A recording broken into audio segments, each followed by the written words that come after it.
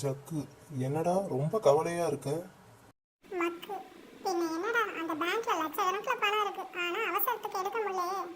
Jug, ஏன் ATM card தொலைஞ்சு போச்சா இல்ல செக் புக் இல்லையா?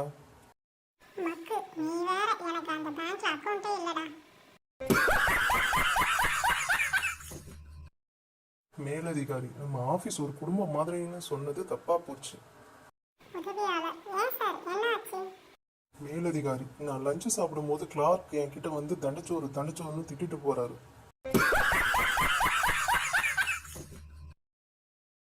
முதலாளி, என்ன இது?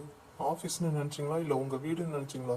கொஞ்சம் கூட ஒரு இது இல்லாம எல்லோரும் படுத்து தூங்க ஆரம்பிச்சிட்டீங்க, அதுவும் குடும்பத்தோட. நான்சென்ஸ்.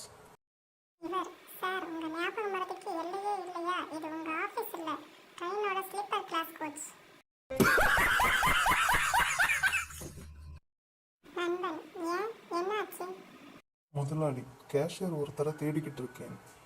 நண்பன், ஏன், உங்ககிட்டே ஒரு நல்ல கேஷியர் இருந்தாரே. முதலாளி, அவரை தான் தேடிக்கிட்டு இருக்கேன். ஒரு வாரமா பணத்தையும் காணும் ஆளையும் காணும்.